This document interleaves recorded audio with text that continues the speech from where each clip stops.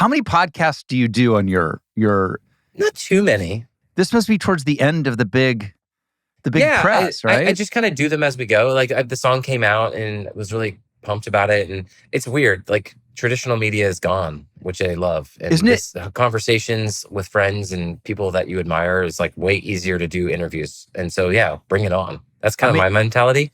Okay. When you first came up, give me like, because I've been doing it a long time, even longer, and it is so different. Oh my God. When I first came up and a movie came out, instead of doing a press junket, you toured. Like you would go, yeah, I'm going to St. Louis, and then I'm going to New York, then I'm going to go to Denver, then we've got a thing in Austin. Then like you schlepped all around the country, and then they started coming to. So what is your earliest memory of publicity? Earliest memory was definitely like in ear listening to like morning like news. Oh. What is that? Like the oh my God. What are they called? Here, I'm going to take you back. You ready? Ready? Yeah. Hey, this is Bill. We're here at the Morning Zoo. Listen, Bill's getting ready. We're just going into commercial, and we'll be right back with you in 35 seconds. It's the Morning Zoo. It's the Morning Zoo. We got the Jonas Brothers coming on. Hey, here come the Jonas Brothers. Hey, man, how you doing? It's the Morning Zoo in Kentucky. What's going on? And yes, exactly. And then we did all of the radio like that. And then you did all of the like the morning like television, like localized news shows, which, syndicated media, whatever the ones with the, you put the ear fob in and be in a room and you're talking to Dan and Margaret in Illinois, and then they'd get your names wrong and half of them are drunk. And it's just, it's fantastic. It's, I think. Satellite media tour. I was looking for the word. Yes. Thank you. Sorry. Okay. Satellite. SMTs. So y'all out there, satellite media tours, literally you go into a hermetically sealed, like a fucking sarcophagus. It's dark, It's black. There's a camera in front of you. There are no human beings. You're staring into the lens and you got your ear fob in and somebody's doing, all right, good to see you today. Thanks for coming in. We're going to do 35 interviews in the next hour and a half. And we're going to start off in San Francisco. So you've got about 2 minutes and have a coffee and we'll see you in 2 minutes. And then, all right, we're ready to go to San Francisco. And it goes on and on and on. And it's forever. And it's great. And it does a lot. It covers a lot of ground. But it's also like, I don't know. Like, does it help? Did it help? I don't know. Can I tell you something? My theory was those helped. My theory was those are kind of a slog, but my theory is that moved the needle more oftentimes than doing one of those bigger shows. I actually kind of agree, right? It's grassroots. It's like you got to the people, and we were like, that's how we really got started as like a band. Like we went everywhere. We played anything and everywhere that anyone would see us. I played balloon festivals to strawberry festivals to the White House. So it's like I've played it all and done it all, and it's great. But it's like we've done the grind, and I think that was weird for people to think like we came up like everyone like we were an overnight success that was 10 years in the making. Yeah, and that's right. And musicians are, I guess, maybe different than actors or movie stars, and like that role happens and it just shoots your career. You get the next one and the next. It always like it stacks, right? But like music, similar. You got the hit and then it rolls, and then what's next? But with a band that tours like we do, it was always like the live show. So we built an audience before we ever like got dropped by Columbia and moved over to Disney, and it was great. It was just a grind. I remember the first time I met you guys was at the. Don't tell me. It's coming to me. It's funny because it doesn't mean anything anymore because the president canceled it and nobody does it. But at the time, it was the White House Correspondents' Dinner. Yeah, I remember meeting you guys. You guys were young pups. So young. But I remember it was like at the height of that era of your guys' career. Yeah, we were getting threatened by President Obama with drones. It was funny. Wait, I can't let that go by. Tell me all about that. No, so he, in his speech, he made a joke. He's just like, he was saying that, like, don't worry, Sauce and Millie, the Jonas Brothers are here. He's like, don't forget, I have drones. And we were all like, oh my God. Right, the daughters, yes. That's amazing. And, we had such a huge honor with them. Actually, they're right there. They are. That's just us. They're on a picture. But they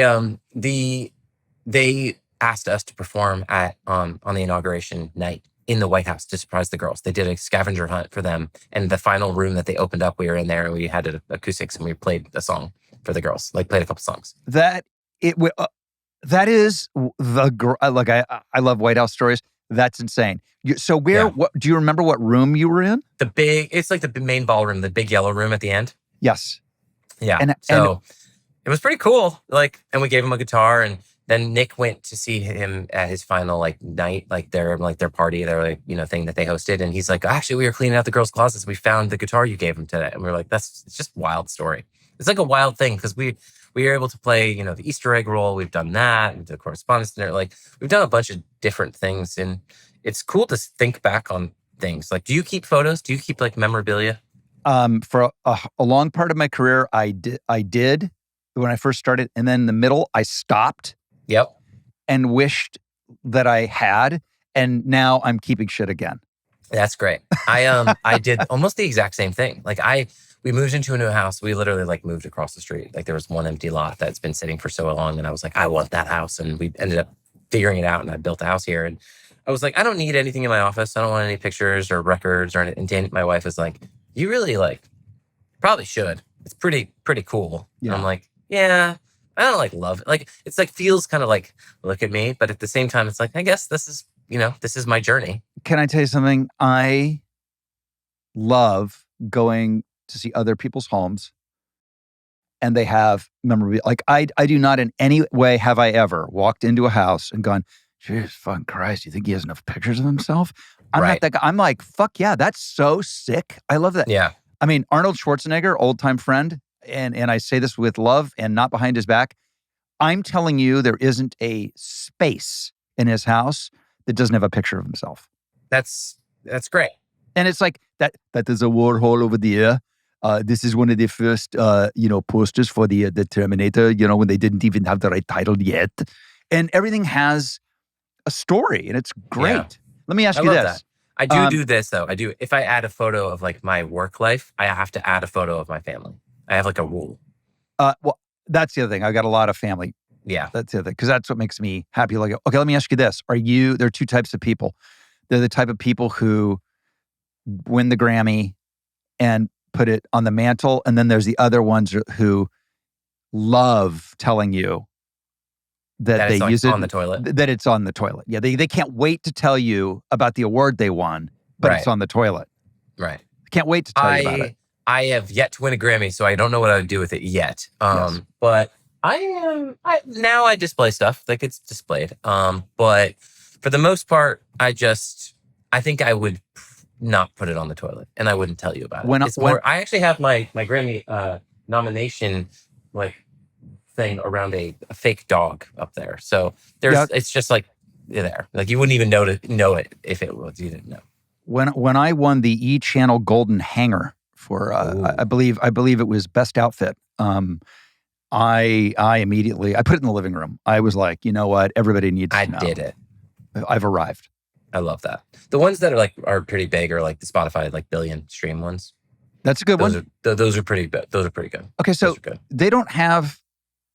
I remember going to a party once, and they were presenting Madonna with a platinum album, and people couldn't believe it. They were like, "Whoa, that's seems kitschy and sweet." Now, right? Or would that be a huge thing now? It's pretty. It's hard. It's weird. No one sells albums. Certain people sell albums, but so albums don't really it's not the way it used to be. It's just about streaming, right? It's about numbers and about your monthly. It's all now a game about monthly listeners.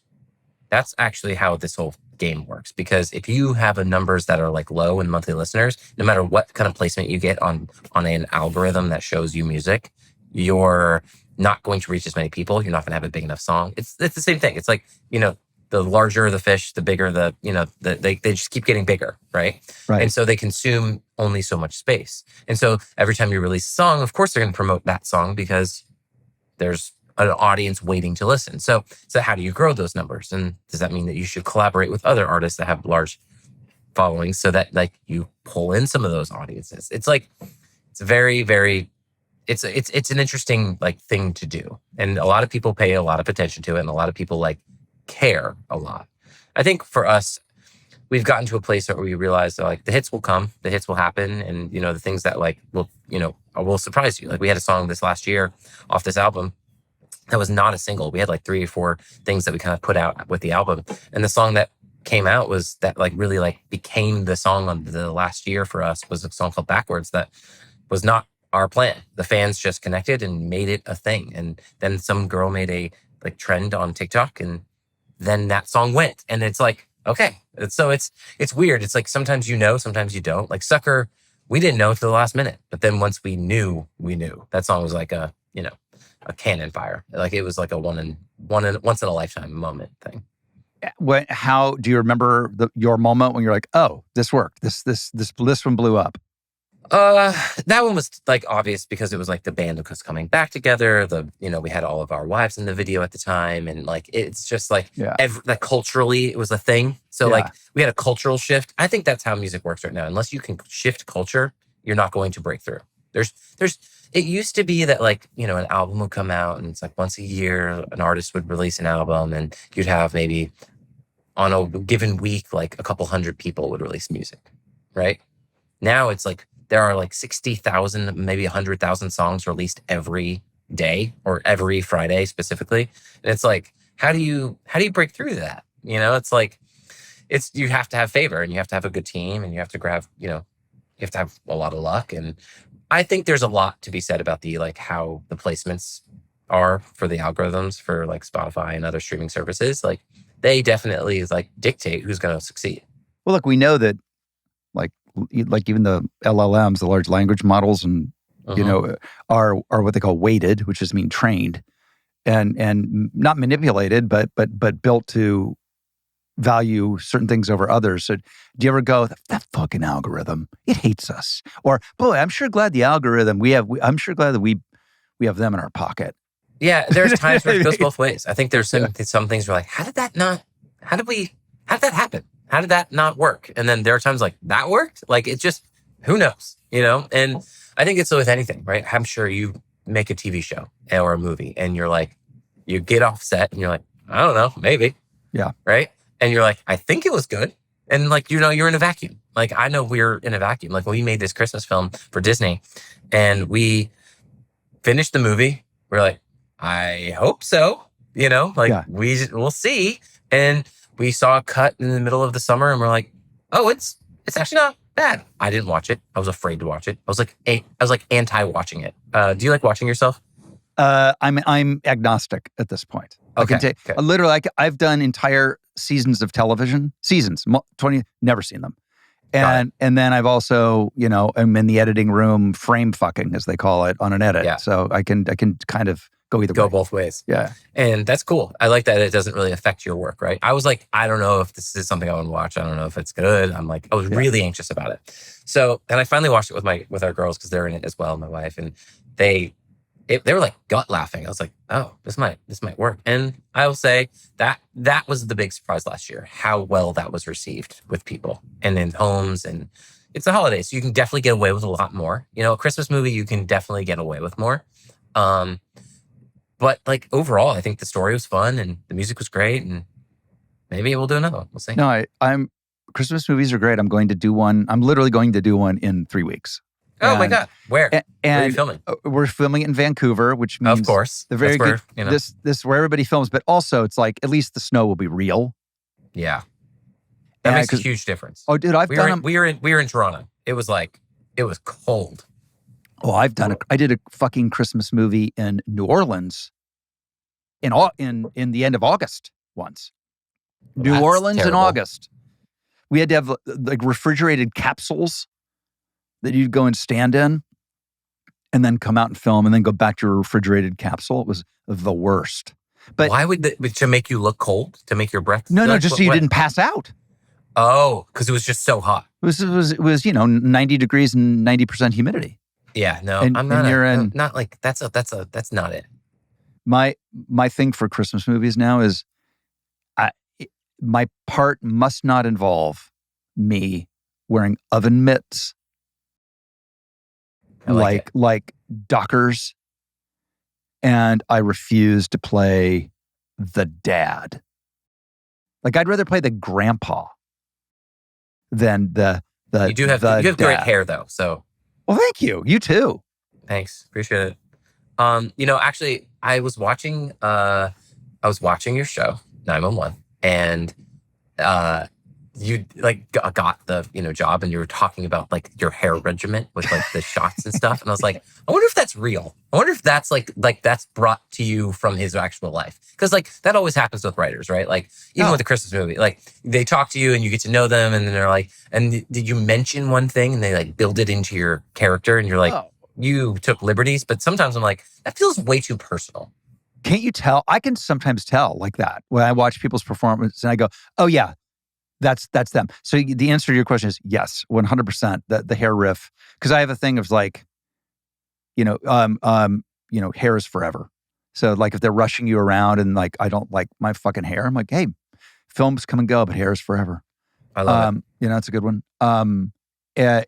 Yeah, and then on Parks and Rec, with my favorite show of like all time. Oh, thank you. And I'm not just saying that. Like it truly is. Like I can quote it for days. I've seen every episode many times. You should do it again. You should all come back and make another season. Well, we all love each other so much. I know that we could do. But my all literally was in the this podcast, which comes from that, was from me saying that word, I guess, in a way that made the writers laugh. So that was all just because I guess I either misused the word or pronounce it heavily, whatever. But that was from me, from them observing me talk. Yeah, and that's part of your identity, though. Like but also like if you didn't know any better, someone's watching like, oh, that's such a funny thing he does with his character because he's emphasizing it to a point. It's like, well, that's just you. It's like, oh, well, there you go. Turns out you're funny. Hyper enunciation. Thank you, brother. What can I ask? What was your favorite episode to film? Like, what's your favorite Parks and Rec episode? Okay, there's my favorite episode, and then there's my favorite Parks and Rec moment. Now, okay, my favorite Parks and Rec moment, I'm not even in. It is when they are trying to walk across the ice rink to that. Okay. What song? It's some like lame, big hit song, and because the ice is so slippery and it takes them so long to walk, the song has to keep playing, and it just goes on and on and on, and it's so funny, and it's such a big, bold comedy. Like that's the kind of stuff that I feel like doesn't media today, like in just like it's hard to take that big of a swing and take that much time. Yes. Oh, that's the thing, because it's one of those jokes that the whole point of it is you can't believe how long it's taking.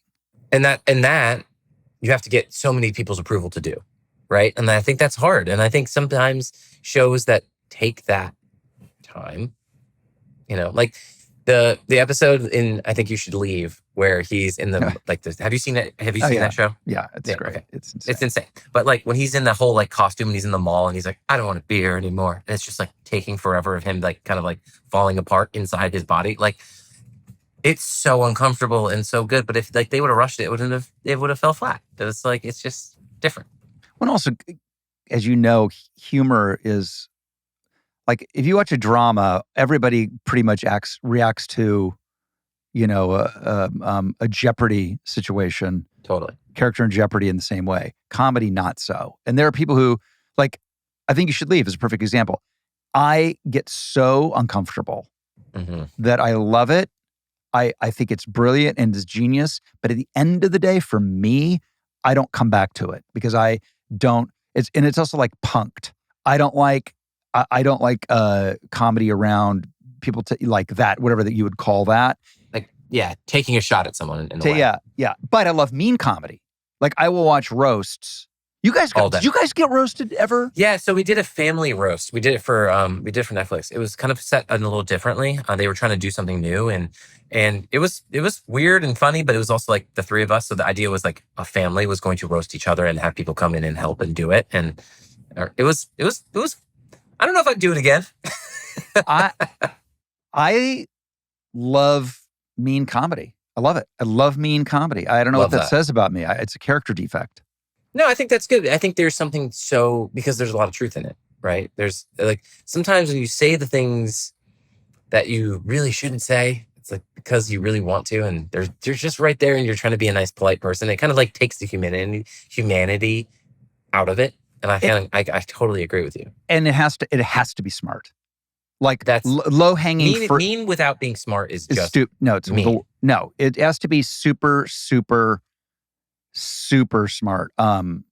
And the path of attack has to be unexpected. Mm-hmm. It's like I saw there were a bunch of Kevin Hart short jokes on the Golden Globes. I was like, that's lame. Right. That's lame. Right. Yeah, it's like that's just like it just doesn't like move the needle for me either. It's like, okay, yeah, that's not smart enough. I saw you guys play. What football game was it where I saw you guys play recently? Like I want to say it was last year. A year ago, Thanksgiving Day, the Cowboys game. Yeah, right? Yeah, a couple of years ago. Yeah, it's great. Was it a couple years ago already? Yeah, it's crazy. Fuck, oh man, I can't keep it. I know. I remember unless you were in Canada, we played their Canadian football, like World Series, not World Series, whatever you call it. The Grey Cup, I think it's called. The Grey Cup. We did play the Grey Cup. So halftime show. That's pretty heavy. Unless you're watching that. No, it was definitely, and I just remember you had a very beautiful guitar. It feels like it was like a Gretsch or a It's Gibson. A Les Paul for sure. So I played pretty much primarily Les Pauls. And it was I think it was white. Was it green? I can't remember. Whatever it was, it was like, because I'm always like, do guitarists pick? Obviously, you pick your guitar obviously for the tone, right? And yeah, but also there's always this notion of that is so sick looking. Like, yeah, it was that actually is my white Supreme. I bought it when I was 21 years old, and it's been on the road with me since then. Really? Yeah, it's my favorite guitar. I play it every single day. Every single time I play a show, I play that guitar. Have you seen a picture of Willie Nelson's guitar recently? Oh, you mean Trigger? Trigger. Yeah. It's insane.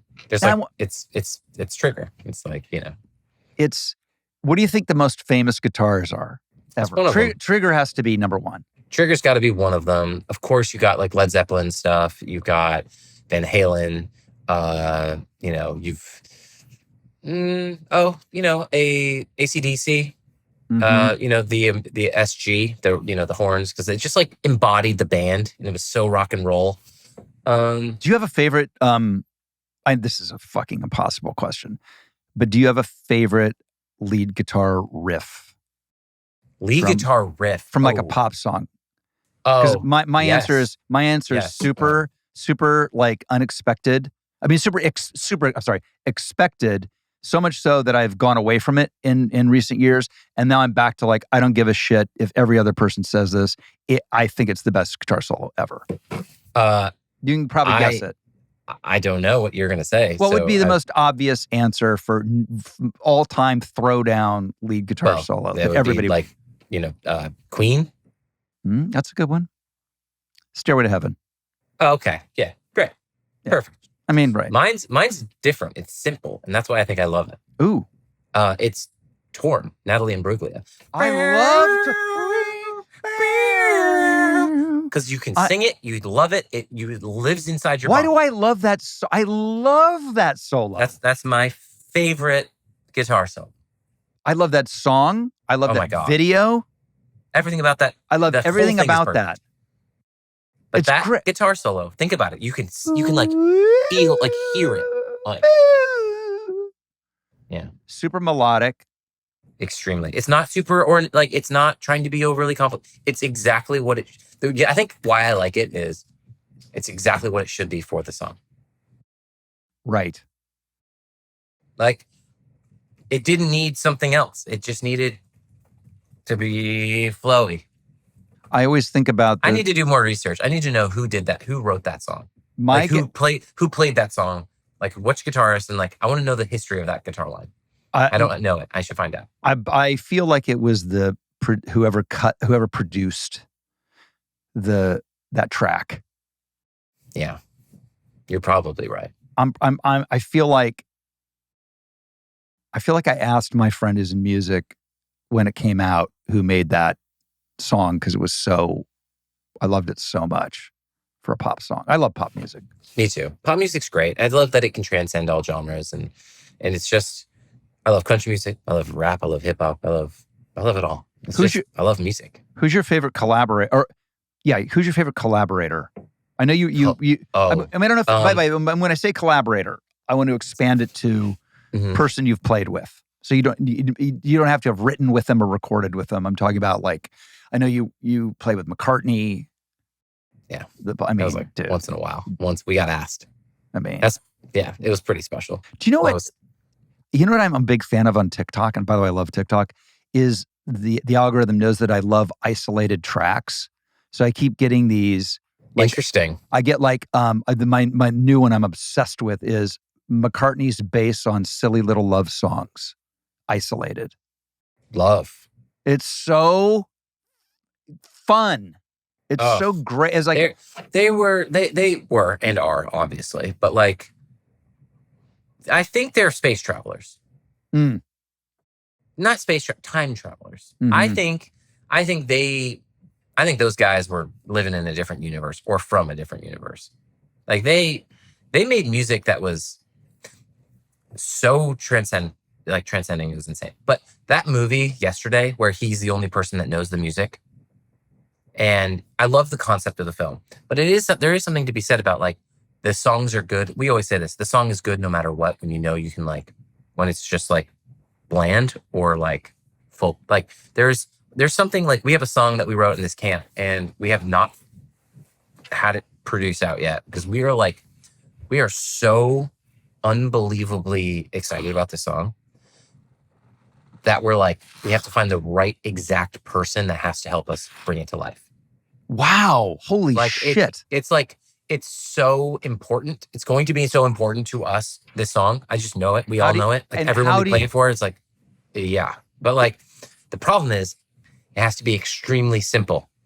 So finding the person that can make this, to tell the story in a simple fit way. Like I will say, to answer your first question, Jason Evigan and team who worked with me on, Mark Schick, who worked with me on the song Changing, those guys could do something like this, make something so simple, so great. And they did with this song with me. And I wanted to make music for a very long time. I've recorded other songs and never put anything out. I just didn't feel like it was right. Didn't feel like my voice was right. Didn't feel like the song was right. Didn't feel like it was enough, right? And that was all on me. All self, whether it was doubt or just excellence, actually. I actually go that route. Like, I just like don't think it was where it should have been yet. And they sent me the song. I wrote him a message after the Christmas film and was like, do you have any songs that maybe you think that would be good for me? He responded 6 months later. He did not respond to me. 6 months later, he wrote me and said, I think I found it, and sent me the song. And wow. That was the song. And this is the song. And this is the song. And the minute I heard the song, I went, this is like, knew it instant. Like, I actually was like, I think I've like lived this song. Like, this is my song. So there are times where you just know. But going back to the Beatles being from a different universe in this movie yesterday, like the idea that the songs are that good, no matter who sings them or what happens, is totally true. I believe that. So when I find this producer that we love, I'll let you know. I want to hear this song so badly. I mean, here's what my imagination just hit me with. It's like Sting getting Every Breath You Take, where you go, it's an instant. It feels like in the American canon that it's existed forever and it will be. Yeah, it actually feels like a song that you just be like, oh, yeah, this already existed. You know what I mean? Yes, like, yes, I do. Yeah. And I think that that's something with the song. I think that's my big thing with music. When I feel like I know, it's when a song feels like it's been around forever. If you feel like you already know it, not because it sounds like another song, it's because it sounds like something that's familiar to you. But I also like being challenged. So there's this. Here's the thing: is like one of my good friends is David Foster, who's obviously a great. He's okay. Right. Duh. And David's the best. Love him. I mean, he's amazing, and he does amazing changes, and he's just an amazing. But he also laughs at the fact that I love really simple music sometimes, and I'll be like, why do you roll your eyes at this? And he goes, I just know it's coming, and there is something about that, right? There's not the surprise, but I feel like to me, what's the only surprise I want is a beautiful change. Right? Okay. Yeah. I don't need some discordant key, whatever that like I want like it's, I hate to say it, I wish it makes me feel unevolved, but I don't really get jazz. And I know that's like, I wouldn't I say... think it has its time and place, and I think it's an incredibly important thing. I am not that musician. Like, I am self-taught. I cannot read sheet music. Like, I can, like, if you give me a sheet, like, notes on, like, the lines and, like, the staff and all, cannot do it, you know? Just wasn't how I grew up, and I probably should have, right? It's my craft, but it's not too late. Like, my daughter brought home her recorder homework, and she had to, like, write out the notes, and she's like, "Dad, can you help me with this, please?" And I was just like, "Sure, all right, ChatGPT, whatever." Oh my you know, God. I don't know, but of course to her, like, I have to know this, duh, right? And I was like, actually, I don't know this. I can work with you to figure it out. And then once I figured it out, I'm like, okay, I got it. But like, it's because I know everything around it. I just don't have it implemented where I could like look at a sheet music and just like start playing. Like, it's just not how my brain is right now. But you give me a sheet music with like the chords and the tabs and whatever it is, like, sure, I can play whatever you want me to play. But like, it's different, you know? Oh, I mean, my youngest son can do it, but he learned it as a little kid. I think you have to learn it as a little kid. You have to learn it like your multiplication tables, I think. I think so too. I think it's like math facts. You just got to know. You just got to be like, cool, I see that in that location. That means it's a G. That means it's a G sharp minor. But I think jazz is really complicated. And when you can do it and you can do it well, I think you're living in a different plane, like, for sure. But I don't know. I feel like there's something to be said about like music that just feels good too. Sometimes my worst kind of thing is like music that's trying to be music that it's not. Ooh. Yeah. Like trying to be cool, trying to be like overly stimulated. Here's my thing. I love real fucking no fooling gnarly hip hop.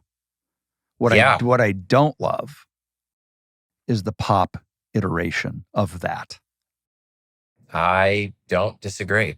I'm going to interrupt you for 1 second. I am literally looking out a window because I'm just wanted to have light. There is a stray dog walking around in that neighborhood across the street. In the Jeremy, do you think you want to help it out? Yeah. What do you got? A stray what? I could see a dog walking around. I know our neighborhood. It's not our dog. It's not a dog that belongs in this area, and it's walking like aimlessly looking for something. You're going to send somebody to rescue that dog. I'm going to send somebody to rescue that dog and bring him into the podcast. Bring him to the podcast. Maybe he has something to say. But yeah, no, I didn't mean to be distracted, but I'm like, there's something wrong. That's not supposed to be the case. Do you have animals? I have 6 dogs. What? I got a lot of dogs, man. A lot of dogs. Wow. We focus on Jack Russells, who are insane. Okay. They're insane dogs. Yeah. We focus on Maltese Yorkie mixes. Yeah. Very, very loud yapper dogs. Adorable, but adorbs. I've got a German short-haired pointer. Wow. Got a mutt. Yeah, it's I think it's because my kids are out of the house. So my wife and I are like becoming like, those are the kids. Those are for sure our kids now. For sure. Like, are we going to take them on vacation? Which one goes on vacation? It's like the same conversations we had about our actual children. We have with now. Your dogs. Like, where would they like to go on vacation? Are they going to come? Is it too much of a hassle? When's a good time? I'm having such a hard time this year. Like, I'm very much like trying to figure out vacations this year right now. Because like, if you don't do it now, like, you're done. Where do you like mountains? Do you like deserts? Do you like big cities? Beaches. I feel like the beaches for the kids and my wife like is it, right? To start. Yeah. We did the boat thing last year, not to be bougie, but we did the boat thing last year for the first time. And it was in the Bahamas and Exumas, and it was the greatest trip of all time. It was like it was just unbelievably nice. And it was like great because it was just like really time together. Yeah. I loved. Mm-hmm. Beyond that, I haven't done Europe with the family. Ooh, how old are the kids? Me and my wife have done it. How old are the kids? Me and the girls. They are 12 and 9. Okay, they're old. They're just old enough to like a good Parisian gallivant. Totally. Right? I feel like we could do it, and I would like go through Portugal to start, and then go to like hop over to Italy, and then maybe end in Greece because I want to do Greece. Yeah, Greece is beautiful. I've never been. It's beautiful. It took me forever to get there too, but it's as advertised. It's one of those places you go, oh, I get it. It is what it is. It is what it is. Yeah, the food's great, and yeah. So I don't know. I'm just having a back and forth because the kids don't want to travel that far. They also want to go that far, but then you have grandparents that would be involved, and it's like, how long do they want? So it's a mess. And of course, I'm in charge, and I get yelled at because I'm not making a decision. What about Africa? That's too far for them right now. I would do it tomorrow. Oh, you have to do it. Okay. Have to 100%. It's the best trip ever. The family safari is the trip of there's no other trip. Really? Like hands down. Hands down. Where did you go? I've done it twice with them. We did Tanzania. Sick. I was shooting a Christmas movie in South Africa, so we did the Kruger, and in South. And we've done Kenya as well.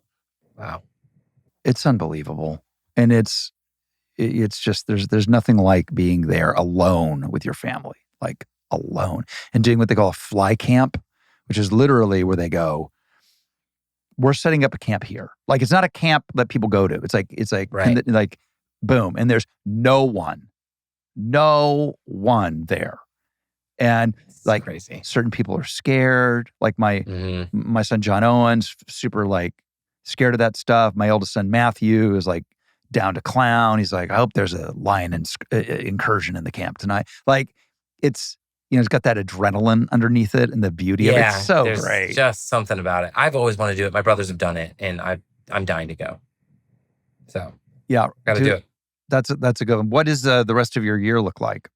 We just got off like one of the busiest years of my like entire life. Yeah, wasn't your tour like expanded? Like, to all these dates? We were supposed to be like 30-something shows, went to 76 shows. Jesus Christ. How do you like the road? Do you still like the road?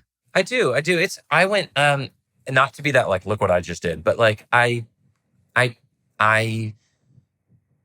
flew home every day off.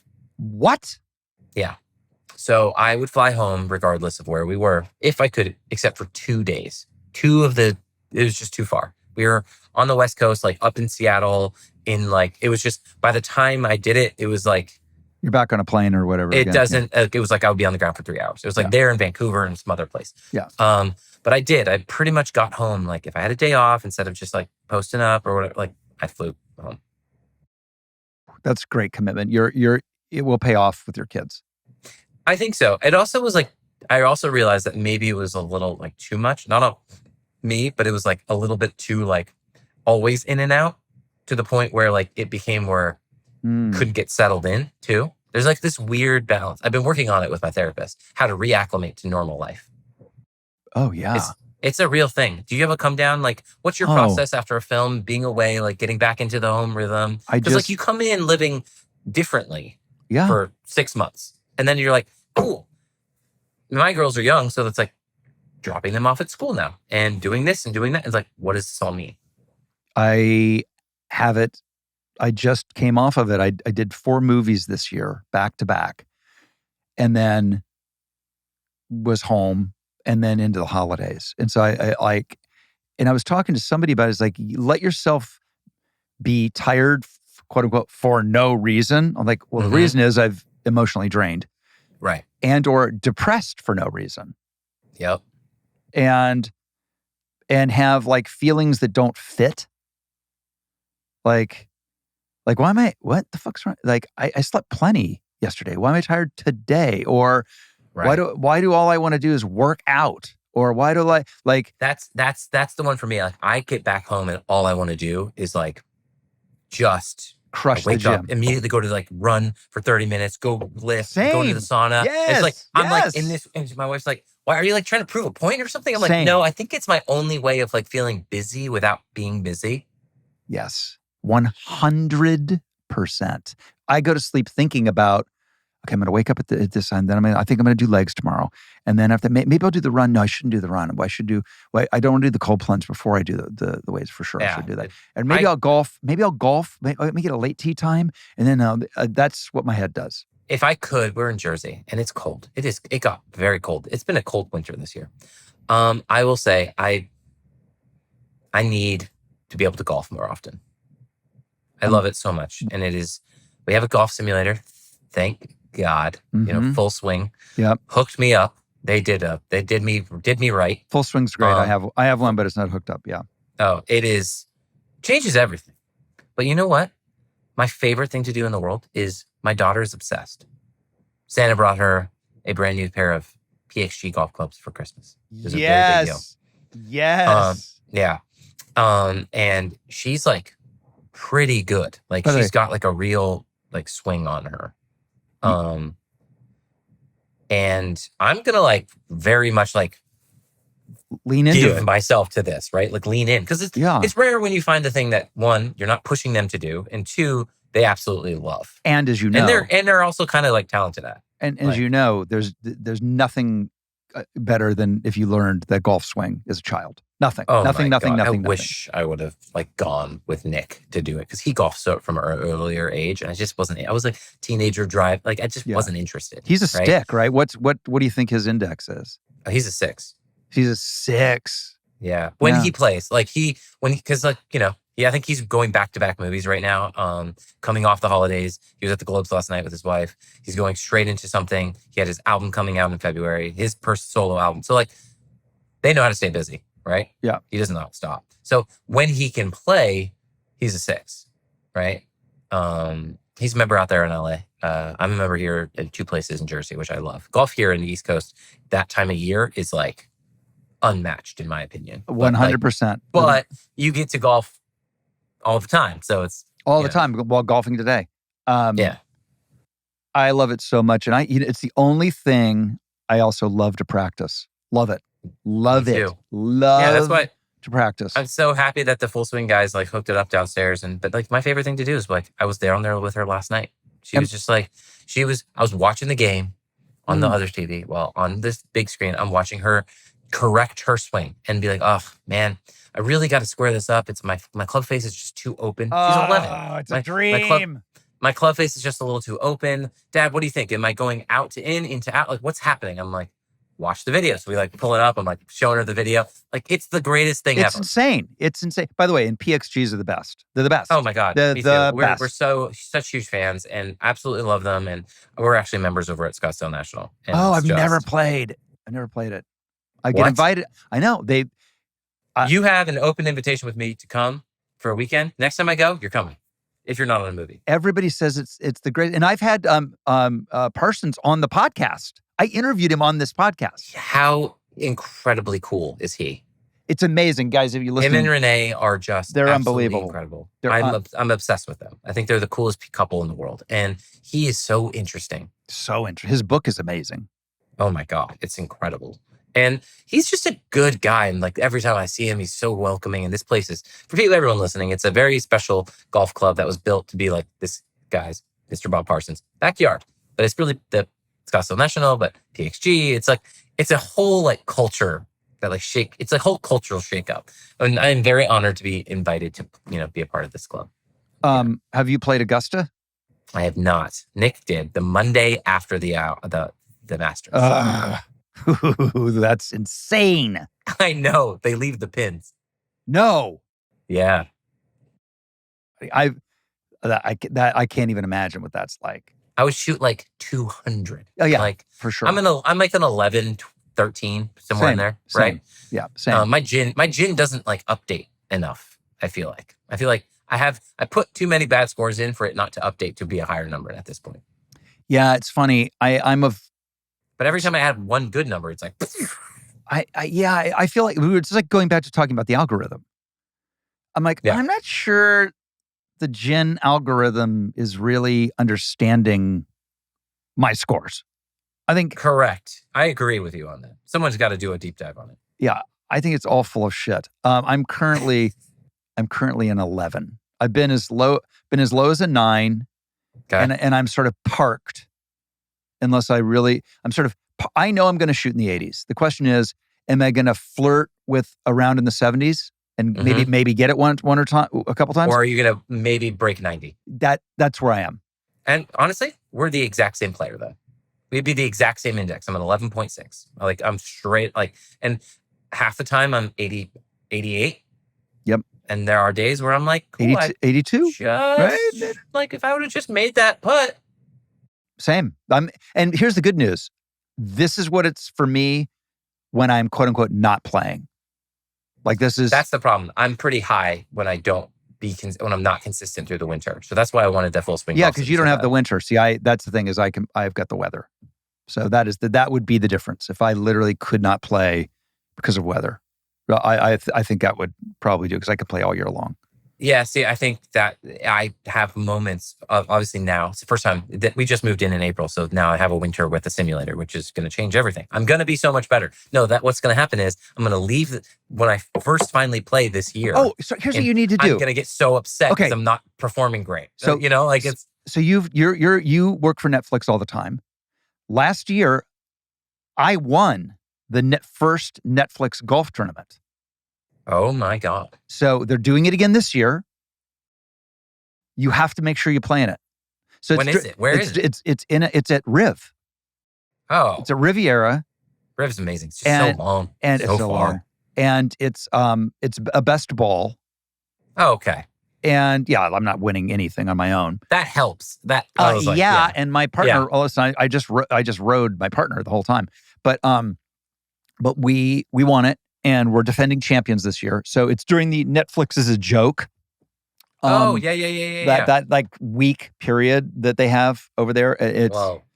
Somebody, please. I mean, okay, we're going to make sure, but have your people come on, man. Yeah, I'll reach out. That'd be great. That'd be so fun. I would love that. It's really fun. And really cool people play it. Really it's hilarious and unusual people. And it was love. And I like things like that if it's a best ball, because honestly, all you need is a couple good swings in the day. You don't have to be great. Yeah. You feel like you contributed, hit a putt, Yeah. Play your drive over, Have a random drive that's like, whoa, where did that come from? That's my big thing. What's your big thing in your game? Now we're just a golf podcast at this point. No, what's your big hang up in your game? My big hang up is getting on greens in regulation. Okay. So my hang up is I've got 170 to the green, and when I get on that green, I'm like, oh, when you're putting for birdie. Yeah, my big thing is off the tee. My irons are definitely. I don't know why. I have consistency. I know what I'm going to do. Whatever, for the most part, golf is not. I'm never perfect, but I have more confidence in that. And then, but the long stick to drive, I could either be incredible or absolutely terrible. And I've worked so hard at it. And it's just something about it. My brain breaks. And I'm just to listeners, I promise we'll stop talking about golf in a minute. We really will. But I had that happen to me for the last 9 months off the tee. I had it happen to me. So terrible. And you know what I did? I had every golf. I hit the I've done every golf coach, use the 3-wood, I stopped thinking. I stopped practicing, and I went up there and thought, I'm a tennis player. I'm going to use my wrists, and I'm just going to wrist this fucking thing out there. And the next thing you know, it was back. There you go. Loosey goosey. I definitely have anticipatory anxiety about walking up to the tee box, or anxiety in general. But it's a thing. But I'm working through it. We got to do it. Let's make sure we get on each other's teams or something. I don't think they let two people. I think you have to work with. I think it's a pro. You have a pro. And yeah. My son and I won it.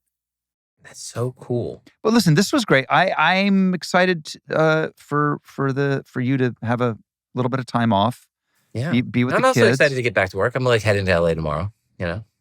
See, you're not. Who are you kidding, man? You're not. Yeah, I'm taking meetings tomorrow because whatever. Because you do. You're grinding. You're flying across the country. Yeah, well, that to me is my commute. So it's weird. It's everyone. Have you ever talked to people like that? And they're just I don't know how you guys travel like that. But I was what do you mean? It's just what we do. It's just at a certain point, it's just how it is. It's 100%. I mean, I live in Santa Barbara, and people in LA, I'll have a late dinner, and they're okay, I gotta go. You're not driving back. They always say, you're not driving back to Santa Barbara tonight, right? It's interesting. Right. They don't say, are you? It's always, you're not. I don't know that's unimaginable. Yeah, I'm yeah. How do you know how you do it? And it's just what I do. Right. You just do it. I'm going to go see my brother's show in the city tonight because he has a concert, an independent show Joe does. And great. But he's oh, are you going to stay in the city after the show? Whatever. I'm no, I'm going to go home to New Jersey. He's like, really? I'm like, yeah. Like, it's an hour, 45 minutes. Like, what are you talking about? Waking up in your own bed is unlike anything else. For me, I think I've hit that point in my life now. For me, it's like, it's worth I think up to 5 hours of travel. I agree. I feel like that might be the thing. I mean, if it's like, I'm not crazy. No, you're not wrong. Actually, this is really interesting because you just said that, because I think I just hit this point in my life, because we finished our tour on the 22nd of December, and we were all the way in Brooklyn at Barclays, and we had a little after party thing. It was getting late. It was nice. We were with everyone. I was like, go to Joe's house because he lives in Brooklyn, and I'm like, he has a house there, and he's like, come over for a nightcap, and we're like, I had a hotel room. I did, just in case, because whatever, at the hotel there. And I was like, I looked at my wife and she goes, "Want to go home?" I was like, "Let's go home." And waking up that next morning, not having to like this is like obviously very, very us problems, but like waking up in the hotel and be like, all right, get all our stuff together. Now go, like, take the commute home. Are we going to eat before we go? Should we grab something to eat before we go? Yeah, exactly. And all of a sudden you're home at 4 o'clock. And it's like, and yes, those days are important, and taking that time is important. But then, like, the fact that I woke up at home, like, I was like, everything about this is perfect. I'd rather wake up with 3 hours of sleep at home than have gone to Joe's apartment and gotten 7 hours of sleep. Correct. I'm for sure there in my life now. I never was. Yeah, we're dads, man. We're like, it was even that way. Like on New Year's Eve, we performed in Miami and we were all hanging out. And I looked at the clock. I'm like, if I leave now, it's definitely going to be like not as bad in the morning. Like I never used to think about it like that, but that's where I'm at. We're approaching old people. Damn near 40. Yeah, I mean, I don't even want to tell you how old I am. It's a lot older. Well, you look 47. It's 62, but who's counting? You definitely don't, like, not that anyone looks an age, but like you look like 50. I would go 54. Well, thank you. I'll take that. Like for real though, like a true like 50s. I will take that and run to the cold plunge and run to the infrared sauna and run to the PXG golf simulator.